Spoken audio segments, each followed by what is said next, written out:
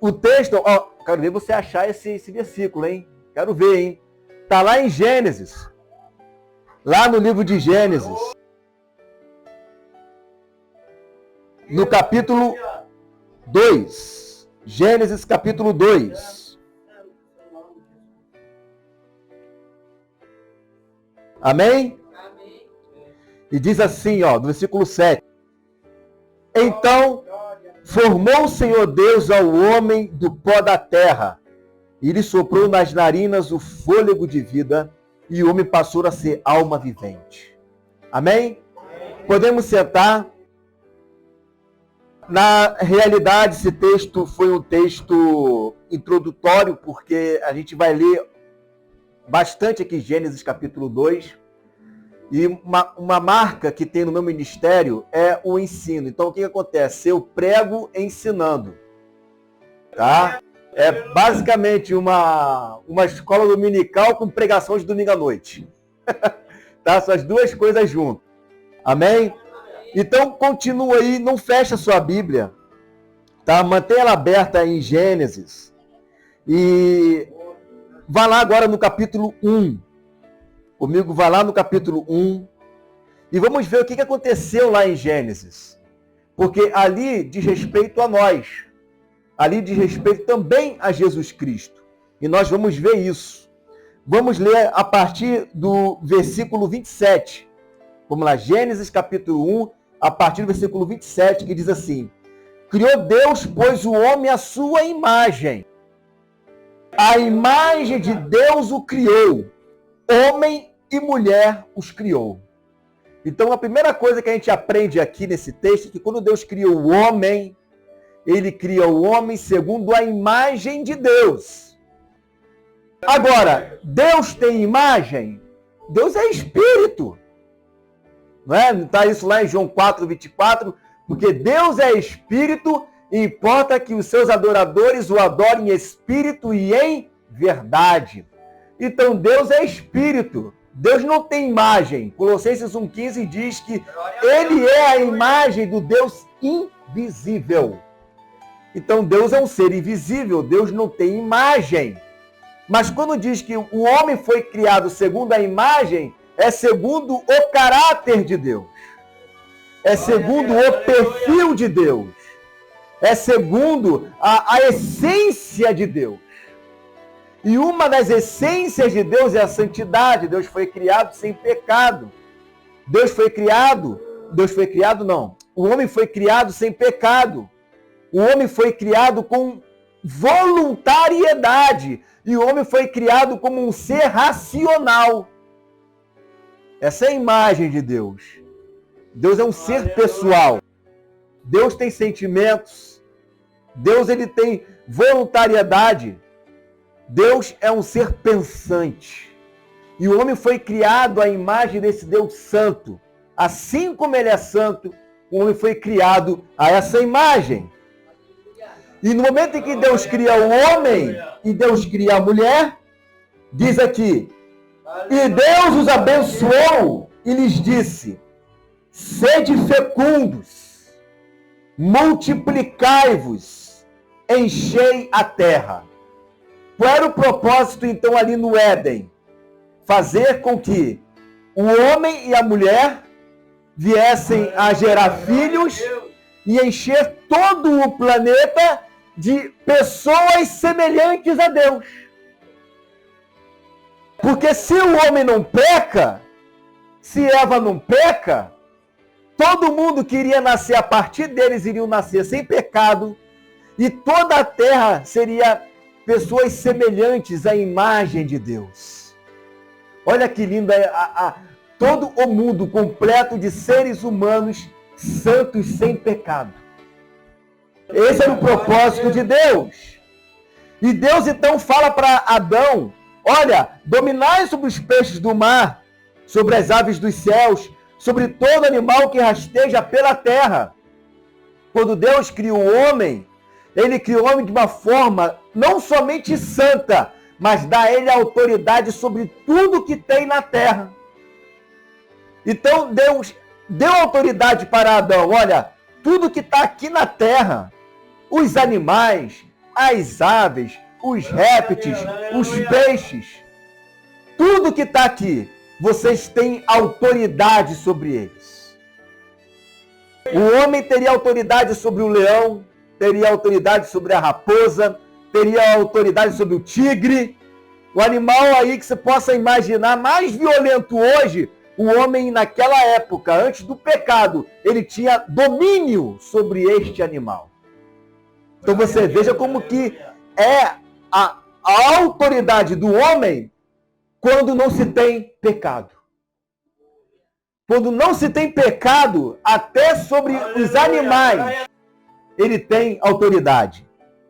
E no versículo 29 diz: e disse Deus ainda: eis que vos tenho dado todas as ervas que dão semente e se acham na superfície de toda a terra, e todas as árvores em que há fruto que dê semente, isso vos será por mantimento. Deus deu para ele semente e Deus deu para ele fruto da árvore e tudo que dê semente de alimento. E todos os animais da terra e todas as aves dos céus e todos os répteis da terra, em que há fôlego de vida, toda erva verde lhe será por mantimento. E assim fez. Viu Deus tudo quanto fizera, e eis que era muito bom, e houve tarde e manhã, o sexto dia. Então, nesse mesmo dia, no sexto dia, Deus deu para eles a autoridade sobre os animais, Deus deu para eles a santidade e a ordem para que eles viessem se multiplicar, a fim de que eles pudessem encher toda a terra. Muito bem, ótimo, perfeito. Capítulo 2 agora. Vamos ler aqui a partir do versículo 4, olha só. Esta é a gênese dos céus e da terra, quando foram criados, quando o Senhor Deus o criou. Não havia ainda nenhuma planta do campo na terra, pois ainda nenhuma erva do campo havia brotado, porque o Senhor Deus não fizera chover sobre a terra. Você está vendo que ele está fazendo um flashback, né? Está voltando um pouquinho para poder contar a história de que como a mulher foi criada. Tá? Então ele volta um pouquinho na história.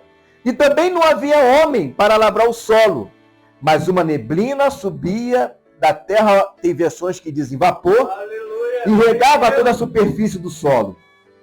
Então formou o Senhor Deus ao homem do pó da terra, o texto que nós lemos, e lhe soprou nas narinas o fôlego de vida, e o homem passou a ser alma vivente. E plantou o Senhor Deus um jardim no Éden. Então você veja que havia uma terra chamada Éden. E Deus pega um jardim e planta naquele lugar. Certo? Ele pega um jardim e planta. O nome do jardim não é Éden. Éden é o local onde foi plantado o jardim. Por isso que chama Jardim do Éden. Porque era um jardim que foi colocado naquele local que é chamado Éden. Na direção do Oriente, ou seja, onde o sol nasce, e pôs nele o homem que havia formado. Do solo fez o Senhor Deus brotar toda sorte de árvores agradáveis à vista e boas para alimento, e também a árvore da vida. Atenção! E no meio do jardim, e a árvore do conhecimento do bem e do mal. Então Deus foi lá, olha o cuidado de Deus. Ele pega o jardim, coloca no Éden, cria o homem do solo, dá mantimento, dá autoridade para ele ter sobre os animais. Tudo bonito, tudo perfeito, diz Deus, olha, isso é muito bom. Isso é muito bom. E o texto continua dizendo, a partir aqui do versículo 15 agora. Tomou, pois, o Senhor Deus ao homem e o colocou no jardim do Éden. Observa que quando Deus cria o homem, ele não cria o homem no jardim. Ele cria o homem fora do jardim. E depois de ter criado o homem fora do jardim, ele coloca no jardim. Não é isso que está escrito? Ele vai lá e coloca o homem no jardim. Para o quê? Cultivar e guardar. Deus não colocou o homem no jardim do Éden para ficar de preguiça, para dormir o dia inteiro, ficar na sombra, tomando água de coco, deitado na rede, tomando suco de laranja. Deus colocou o homem no jardim do Éden para trabalhar. para ele trabalhar. E aí no versículo 16 diz, e o Senhor Deus lhe deu esta ordem. Preste atenção. De toda árvore do jardim comerás livremente. Então nós lemos nos textos anteriores que Deus fez plantar, né, nascer da terra, muita espécie de árvores. Milhares e milhares. Imagina quantas espécies de árvores tem hoje. Milhares e milhares. Mas, só nessa daqui que você não vai tocar. Só nessa. Essa daqui você não toca. Nas outras, até na árvore da vida, você pode tocar. Agora, nessa aqui não. E Deus colocou os dois juntos ali. Né? Deus colocou os dois juntos. E diz o texto, mas da árvore do conhecimento do bem e do mal, não comerás. Porque no dia em que dela comeres, certamente morrerás. Então você percebe o seguinte, Deus era contra o homem ter conhecimento? Sim ou não? Deus era contra o homem ter conhecimento? Deus queria que o homem fosse um indouto, uma pessoa iletrada, não tivesse o domínio do que é certo e do que é errado? Não. Por quê? Porque a Bíblia fala em Hebreus, no capítulo 5, versículo 13, eu vou abrir aqui para você, e diz assim, porque qualquer que ainda se alimenta de leite, não está experimentado na palavra da justiça, porque é menino. Mas o mantimento sólido é para os perfeitos, os quais, em razão do costume, têm os sentidos exercitados para discernir tanto bem como mal. Então, o que aconteceu ali no Éden? Para Deus proibir Adão de comer da árvore do conhecimento do bem e do mal. Se Deus quer que nós venhamos a ter o conhecimento do bem e do mal, está aqui, Hebreus 5, versículo 14. Nós temos que entender que Deus, ao criar Adão, Adão não foi criado um homem já maduro. Adão foi criado ainda que de uma aparência adulta, ele era ainda uma criança espiritual. Ele era uma criança espiritual. Ele precisava se aperfeiçoar. Ele precisava aprender. Ele precisava amadurecer. Então, o que a Bíblia nos ensina, e aí a Bíblia fala lá em 1 Coríntios capítulo 15, que Jesus é o segundo Adão. Não é isso que fala, que ele é o segundo Adão? Por quê? Porque lá em Isaías, no capítulo 7, versículo 14 e 15, diz que acerca de Jesus, o Emanuel comeria manteiga e mel até quando souber rejeitar o mal e escolher o bem. Jesus, ele, ainda que não tivesse cometido pecado, nunca, jamais, mas Jesus não nasceu sabendo de tudo. Lucas 2,52 diz que ele precisou crescer em sabedoria, graça e conhecimento.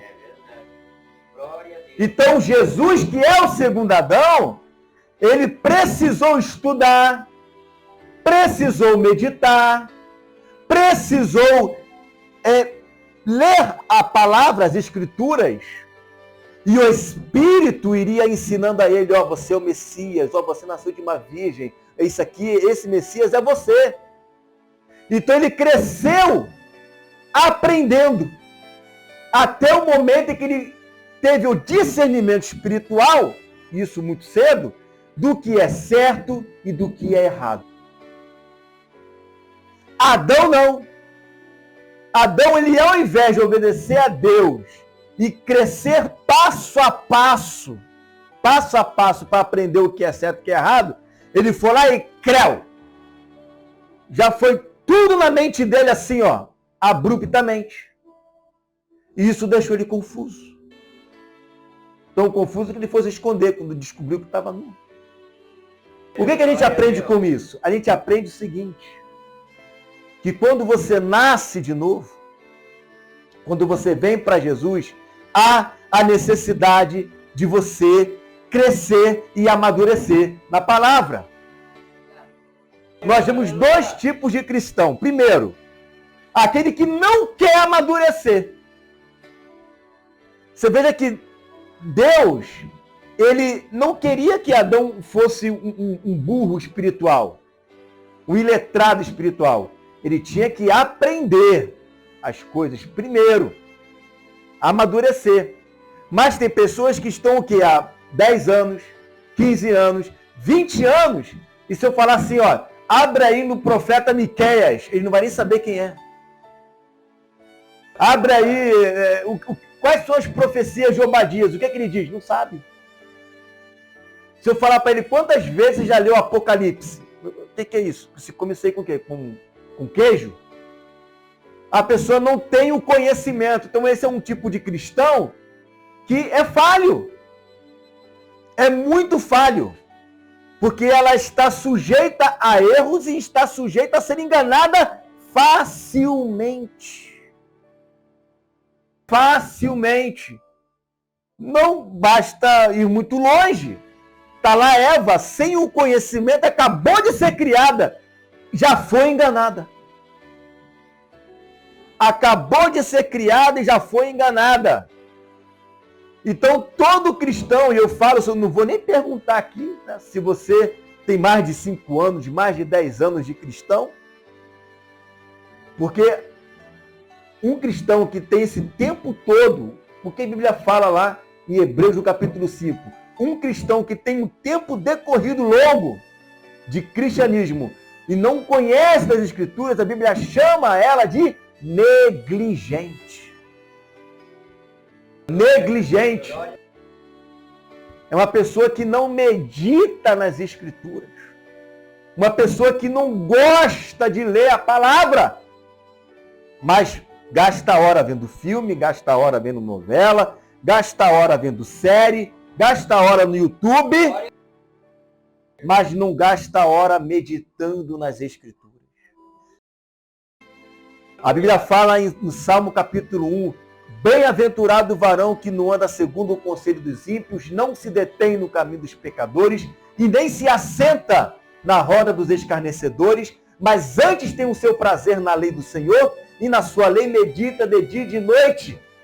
Pois será como uma árvore plantada junto a ribeiros de águas, cujas folhas não caem, dá o seu fruto na estação própria, e tudo quanto fizer, prosperará. Quer ver prosperidade na sua vida? Medite na palavra. Medite na palavra. Deus não quer filhos que não conheçam o que o apóstolo Paulo fala lá em 1 Coríntios capítulo 15, ignorantes acerca da palavra. Então essa é uma mensagem que a gente deve trazer para nós mesmos, porque isso é muito sério. E como é a prova do meu amor para com Deus? É eu querer conhecê-lo mais e mais. E como é que eu o conheço? Ele se revela na palavra. Por isso o salmista Davi diz lá no Salmo 119, versículo 97, ó, como eu amo a tua lei, ela é a minha meditação de dia e de noite. Ela é a minha meditação. Quem medita na palavra, quem medita nas Escrituras, ela é uma pessoa que ela passa a ter uma consciência de quem é Deus. E aí o próprio salmista Davi diz lá no Salmo 119, agora no versículo 165, muita paz tem os que amam a sua palavra e não caem em tropeço. A pessoa ela não tem paz, a pessoa ela vive atordoada, a pessoa ela vive atribulada, com medo do futuro, com medo da manhã. Por quê? Porque ela não tem a prática de confiar no Deus que ela serve, porque lhe falta confiança na palavra. E como é que eu tenho essa confiança na palavra? Meditando. Porque conforme eu vou meditando, o próprio Deus, que é a palavra, vai entrando no meu coração e fazendo morada.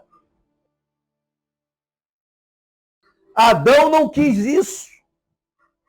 Adão foi enganado. E ele quis o conhecimento do bem e do mal assim, ó. Igual as pessoas querem um conhecimento de forma rápida. No YouTube, já viu? Me explica esse texto aí rapidão aí para mim. Ou então, eu quero ver um vídeo que explica isso em 2 minutos. Rapidão, uma explicação rapidão. Eu sou do tempo, e não é muito tempo, mas a internet de uns anos para cá foi um salto enorme de evolução. Mas se você for ver, uns 15 anos atrás, a gente não tinha isso daqui. Nós não tínhamos YouTube. Até tinha YouTube de 2004, mas não com essa força que tinha hoje. Mas para a gente meditar na palavra, para a gente estudar, o que a gente tinha que fazer? É Bíblia mesmo. Você não tinha casamento. Deixa eu botar lá no YouTube. Segundo casamento. O que diz lá os 300 milhões de pastores que estão lá no YouTube? Aleluia, você não tinha como buscar isso. Você tinha que... Não tinha jeito. Ou você lia um livro, ou você tinha que ler a palavra. Então você era forçado a meditar na palavra. Só que hoje, né, com essa facilidade, as pessoas não estão meditando, estão deixando que outras meditem por ela. Porque é muito mais cômodo já pegar o bolo pronto do que ter que pegar a receita, ter que saber como é que faz, ter que ir para a cozinha, ter que cozinhar, ter que esperar para depois servir. É mais trabalhoso. Então é mais fácil eu ter uma resposta pronta, porque para mim eu ganho tempo. Mas isto não é o conselho de Deus. O conselho de Deus é medita. Medita. Você, na sua individualidade, no seu quarto, no seu lar, senta na tua cama, você e Deus, e medita. Deixa Deus falar com você. Às vezes a gente espera, e isso acontece, está acontecendo agora, nesse exato momento, ao vivo, Deus falar com você por meio daquele que está trazendo a mensagem. Mas não tem nada mais gostoso do que o próprio Deus falar direto com você por meio da palavra. É muito bom quando o pregador fala e Deus fala contigo, mas é muito melhor quando o próprio Deus fala diretamente com você. Porque isso envolve o quê? Intimidade. Intimidade. Deus queria ter intimidade com Adão. Olha, Adão, eu tenho um conhecimento para você. Eu quero te encher de conhecimento, tornar você um homem maduro, que sabe discernir o certo do errado. Mas para tudo tem um tempo. Você precisa caminhar nisto. Meditar nisso. Não adianta eu pegar uma criança e colocar na faculdade. Ela não vai aprender nada. Eu tenho que primeiro alfabetizar e vai lá para o 1º ano, para o 2º ano, para o 3º ano, até ela ter condições de fazer uma faculdade. Só que Adão, ele quis queimar a etapa. Ele queimou a etapa. E nessa que ele queima a etapa, não somente queima a etapa, ele peca. Porque ele desobedeceu a Deus. E aí, quando ele peca, o que Deus faz? Deus, então, ele chama Adão para conversar. Ele chama Adão para não é uma entrevista, mas é como se fosse um tribunal em que ele deveria de dar explicação. Porque a serpente, que era sagaz, que em Apocalipse 12 diz que é o dragão, o diabo, enganou a Eva. A Eva não ouviu o conselho que Deus tinha dado para Adão. Deus tinha falado direto com Adão, não com Eva. E a Eva vai lá, ouve a voz da serpente, e ela induz Adão a pecar. E quando Adão peca, aí o pecado entra no mundo. E o que acontece? Vamos ler aqui, no capítulo 3 agora. Continua em Gênesis, estamos estudando aqui a vida de Adão. Como que a gente pode aprender, as lições que a gente pode aprender com Adão. Gênesis capítulo 3. Mas a serpente, mais sagaz que todos os animais selváticos que o Senhor Deus tinha feito, disse à mulher. Então o que aconteceu aqui? A serpente, ela foi tomada aqui, né, por um espírito maligno. Não é a primeira vez na Bíblia que um animal fala. Um jumento falou também. Está com Balaão. Tá? Então vamos lá. É assim que Deus disse. Olha o diabo sempre colocando dúvida. O diabo sempre coloca dúvida.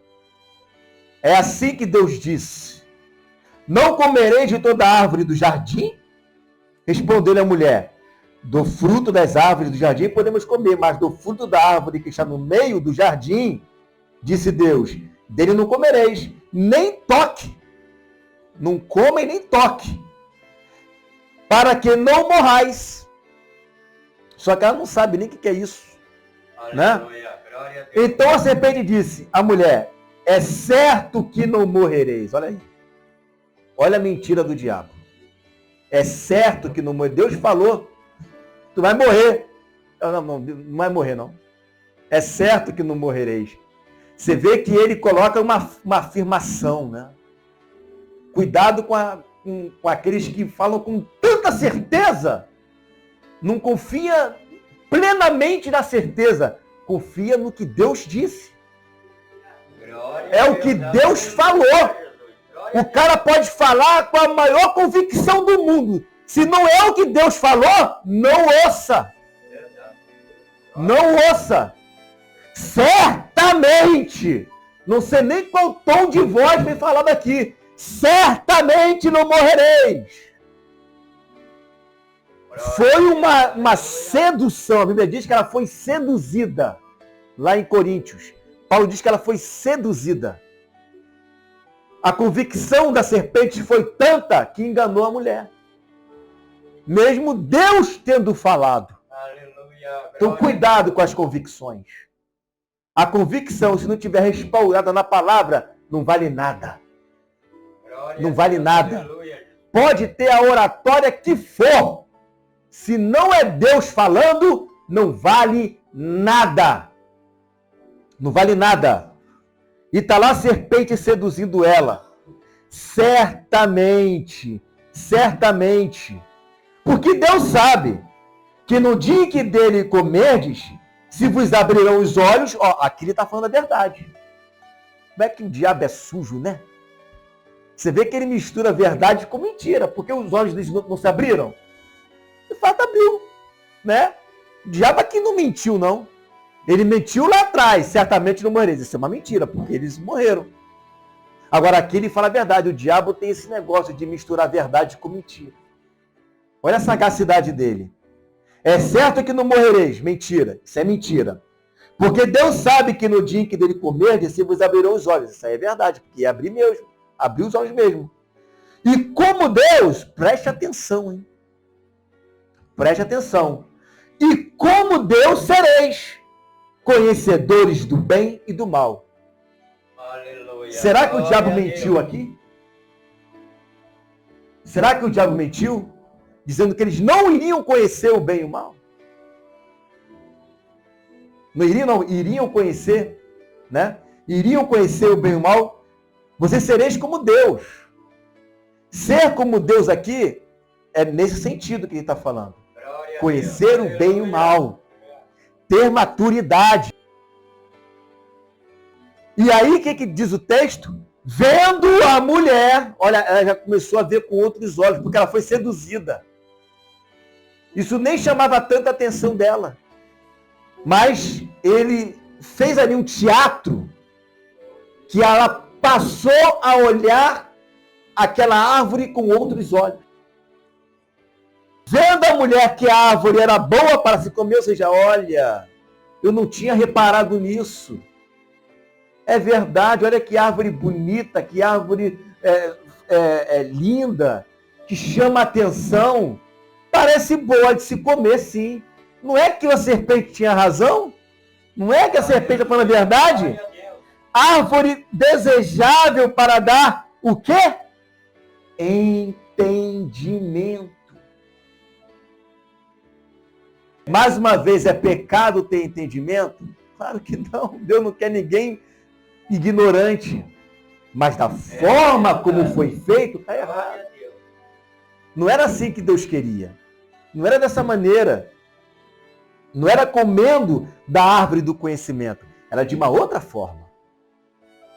E aí o texto diz, cadê onde é que eu estou aqui? Ok. Para dar entendimento, tomou-lhe do fruto e comeu. E ela foi e deu ao marido. E ele comeu. Abriram-se então os olhos. O que o diabo falou aconteceu. Abriram-se então os olhos de ambos. Olha que interessante. Como que o diabo sabia que os olhos deles iriam abrir? Como é que o diabo sabia disso? Será que Deus compartilhou algo com ele? Será que Deus falou igual fez com Jó? Lembra que Deus, antes de fazer com que Jó caísse nessa provação, Deus falou com Jó. Com Satanás, com o diabo. Olha, tá vendo o meu servo Jó, justo, fiel? Você pode fazer o que quiser com ele, que ele não vai me negar. A impressão que dá é que Deus, de vez em quando, ele compartilha coisas futuras com o diabo, a fim de que o diabo nos tente. Porque Deus não vai tentar ninguém. Mas o diabo vai tentar. Porque nós precisamos ser provados no nosso amor. Todo homem precisa ser provado no amor. E como é que Deus vai provar a pessoa? Usando quem? O diabo, claro. Quem foi que tentou o diabo? Quem foi que tentou Jesus no deserto? O diabo. E quem levou Jesus para o deserto? O Espírito. Diz o texto que o Espírito levou Jesus para o deserto. Porque no deserto ele ia ser tentado. E quem tentou Jesus? O diabo. E quando Jesus venceu a tentação, ele venceu o diabo. Ele foi o quê? Aperfeiçoado. Por isso Tiago, no capítulo 1, vai dizer: tende por grande alegria quando passardes por várias provações, por várias tentações. O diabo está ali para nos tentar, para nos fazer pecar. Deus sabe disso. E o que Deus faz? Deixa até um certo ponto. Porque se eu não sou tentado, como eu posso provar a Deus que eu o amo? Então o que Deus está fazendo ali com Adão? Deus está provando para ver se Adão o ama.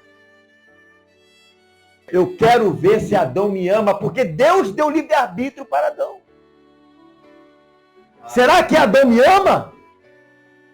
Será que Adão vai ser fiel a mim? Como é que ele vai saber? Deus não vai tentar ninguém.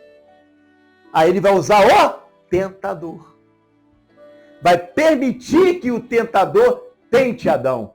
Na primeira tentação, caiu. Na primeira, ele caiu. Na primeira vez que ele é tentado, ele cai. E aí, os olhos se abrem, percebendo que estavam nus, cozeram folhas de figueira e fizeram cintas para si. Mas por que figueira? Poderia ser outra folha.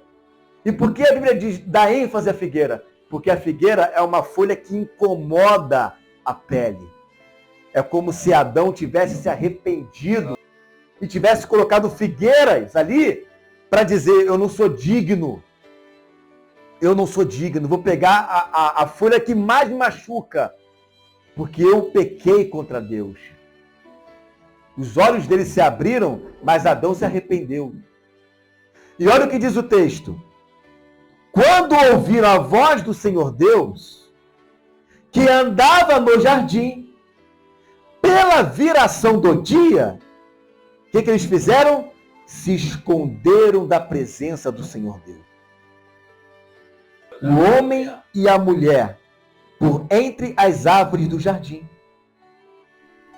Agora eu pergunto, ele estava nu? Ele não tinha colocado a figueira? Nu, mas não estava mais. Ele já tinha colocado a figueira. Só que ele tinha vergonha. Ele sentiu vergonha dos seus pecados. E aqui Adão ganha um ponto. Ainda que tenha pecado, ele ganha um ponto. Porque Adão percebeu que ele tinha cometido um grave erro contra o seu Deus. Os olhos se abriram, ele falou assim, eu pequei. Então aqui Adão ganha um ponto. Ganha um ponto por quê? Porque ele reconheceu os seus erros. Ele reconheceu que estava errado. E nós? Quantas vezes pecamos? Será que nós reconhecemos os nossos erros? Será que nós nos escondemos de Deus com vergonha? Só que aí é que está o detalhe. Ainda que eu me esconda dele por causa da minha vergonha, ele me chama para conversar comigo. Ele me chama porque ele quer ouvir a confissão dos meus pecados. E é isso que Deus vai começar a fazer com Adão. É como se ele dissesse para Adão, Adão, confesse. Confesse que você errou. Eva, confesse. Eu quero ouvir a tua confissão. E lá vai Adão, todo envergonhado. Todo envergonhado. E diz o texto no versículo 9. E chamou o Senhor Deus ao homem. O pecador. O homem que agora estava nu. O homem que agora perdeu aquela autoridade. Deus o chama à sua presença. Deus o chama para a confissão de seus pecados. E perguntou, onde está? Cadê você, Adão? Eu sei que você, não está escrito isso, mas Deus, né? Eu sei que você pecou. Eu sei que você errou. Cadê você? Eu quero conversar contigo. Eu quero falar contigo. Eu quero ter um tete-a-tete, face a face com você. Eu sou o teu amigo. Eu sou o teu Deus. Eu sou o teu Criador.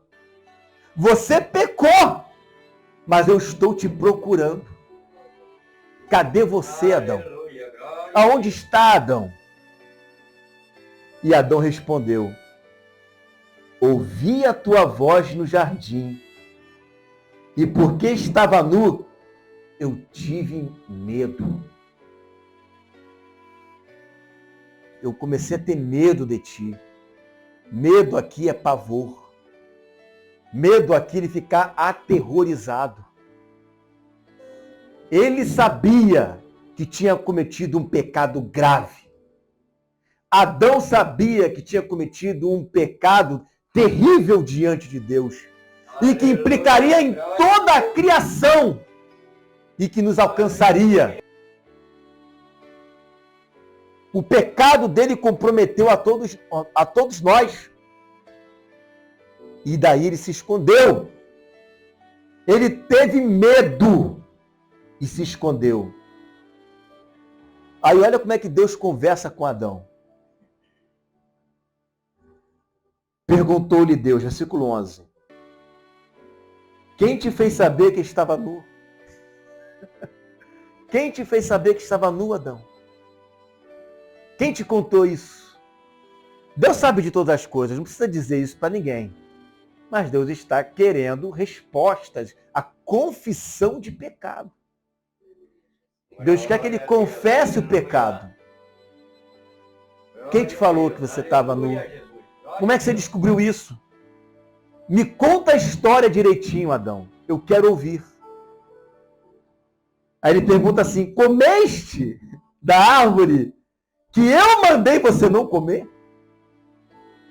Você por acaso fez isso, Adão? Confessa. Então disse o homem: a mulher que me deste por esposa, ela me deu da árvore e eu comi. Aí tem pessoas que dizem que Adão transferiu o pecado para a mulher. A responsabilidade para a mulher. Eu, particularmente, não vejo isso. Eu vejo que ele está falando a verdade. Senhor, eu comi mesmo. Quem me deu foi a minha esposa que o Senhor me deu. Ele mentiu? Não. Ele está confessando o pecado. É verdade. Glória a Deus. Ele está confessando o pecado. Eu realmente comi, Senhor. Como é que eu comi? O Senhor quer saber? Foi assim, ó, a mulher que o Senhor me deu, ela me ofereceu e eu realmente comi. Ele está confessando o pecado, ele não mentiu. Ele falou a verdade. Ele está confessando. E aí Deus vai virar para a mulher. Então, disse o Senhor Deus à mulher: que é isso que fizeste? Respondeu a mulher.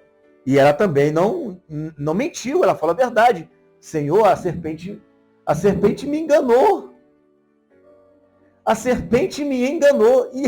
E é verdade, ela foi enganada. Os dois não mentiram, mas estão confessando o pecado. Eles poderiam fazer igual a Ananias e Safira, mentindo acerca da oferta. Eles poderiam fazer igual Caim. Caim, onde é que está teu irmão? Sou eu o cuidador do meu irmão?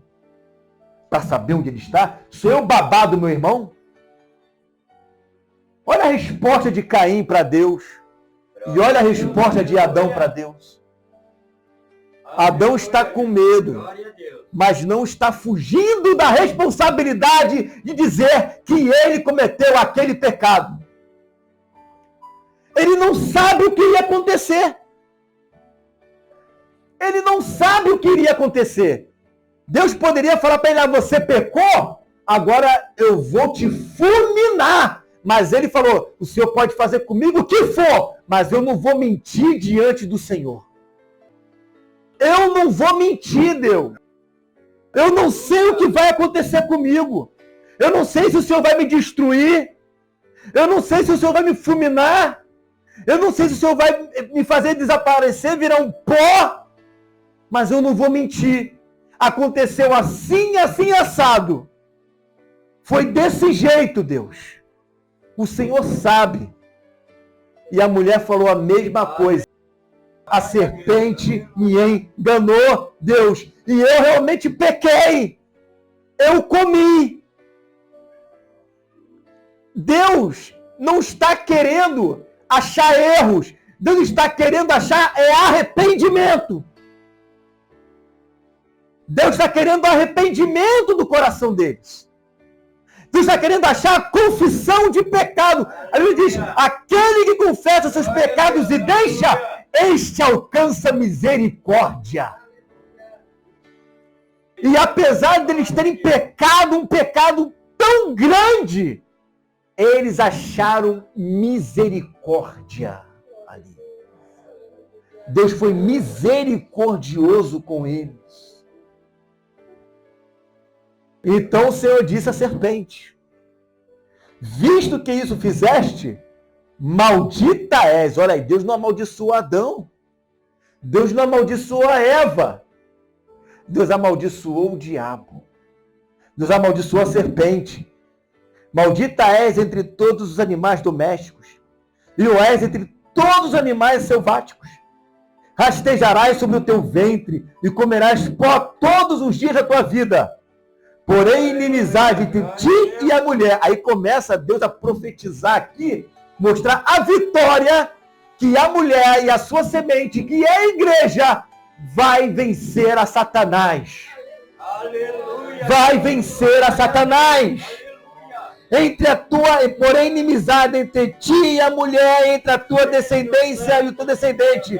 Este te ferirá a cabeça, e tu lhe ferirás o calcanhar. Ele fere o calcanhar, nós estamos aqui feridos, estamos aqui passando por dificuldades, tribulações, momentos difíceis, mas nós vamos pisar a cabeça e esmagar a Satanás. Aquilo que Adão perdeu em Cristo, nós vamos reconquistar. Aleluia. Em Cristo nós vamos reconquistar. E qual é o caminho? Arrependimento. O caminho é o arrependimento. E aqui você vai continuar lendo. Você vai ver que Deus vai falar coisa para a mulher, Deus vai falar coisa para Adão. Vão trabalhar agora através do seu suor. Mas Deus tem uma história de vitória no fim dessa jornada.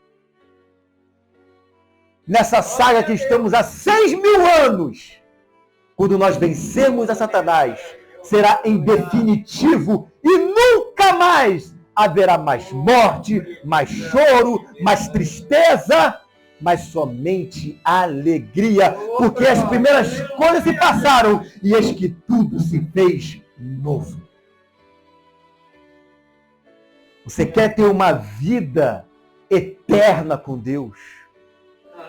A vida eterna não é só ser salvo. A vida eterna é esmagar Satanás debaixo dos nossos pés. Você quer ter uma vida abundante, próspera na tua alma? Então se arrependa. Confesse os seus pecados e deixa. Aleluia. Se arrependa. Confesse os seus pecados e deixe. Passe a ter temor do Senhor. Adão pecou. Passou pelo tribunal ali. Mas Deus viu arrependimento no coração de Adão. Deus viu arrependimento no coração de Eva. E o que Deus procura em nós? Arrependimento. Arrependimento. Arrependimento. Um coração quebrantado e contrito, Deus não desprezará. Vamos ficar de pé.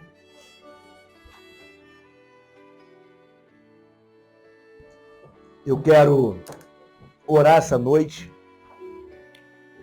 para aquele que quer confessar os seus pecados a Deus. Não é para mim, é para Deus. Você que está, eu quero uma mudança a partir de hoje. Eu quero crescer meditando na palavra. Eu quero crescer não queimando etapas da vida. Eu quero prosseguir, ou seja, caminhar, galgar escadas com Deus. Aleluia, glória a Deus. Aleluia. E na medida em que eu caminho, eu me arrependo todos os dias. O que é arrependimento? É metanoia. Mudança de mente. Aleluia, glória a Deus. Mudança de comportamento.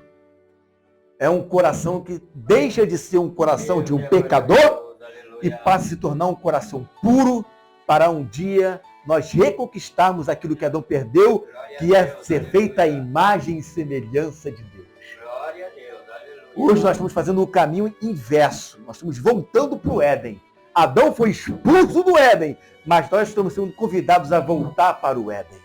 Aleluia, glória a Deus. E a volta para o Éden se dá por meio do arrependimento.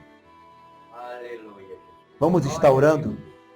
Senhor, meu Deus e meu Pai, eu quero, Deus, pedir para que o Senhor venha a trabalhar poderosamente em nossos corações nessa noite, Deus. Ó Deus, o Senhor nos chama no meio do jardim e nós ouvimos os seus passos chamando o nosso nome. Adão, aonde estás? Adão, aonde estás? Aonde estás, Adão? Eu quero ter uma conversa contigo. Eu quero saber o que houve contigo. Como você chegou a esse estado? Como você chegou a essa situação?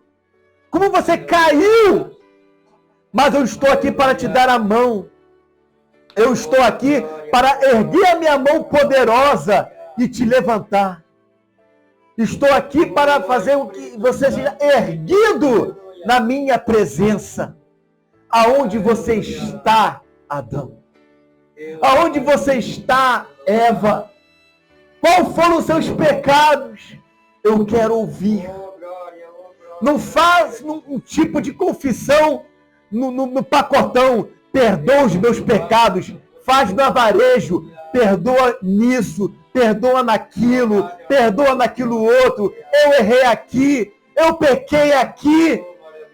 Confesse pecado por pecado. Nós te adoramos, nós te amamos. Confesse ponto por ponto. Aleluia. Se renda diante dele. Deus não é um Deus oricundo, malvado, com um chicote pronto para te bater, não. Ele está ali para te perdoar. Ele quer ver o teu coração. Ele quer achar no teu coração lugar de arrependimento. Ele quer achar no teu coração lugar de alguém que quer voltar para Ele, voltar ao primeiro amor. E uma vez que nós fazemos isso, o Senhor nos coloca em lugar de honra, troca as nossas vestes, nos dá sandálias novas, nos abraça e nos chama para um banquete. E existe uma festa no céu quando um pecador se arrepende. Aleluia. Porque uma alma vale mais do que o mundo inteiro. Nós somos mais importantes do que tudo que tem neste planeta. Eu estou valendo mais. Eu estou valendo mais. Muito obrigado, Senhor, por tudo que Tu tens feito, Pai. Nos abençoa. Em nome de Jesus, Senhor. Amém.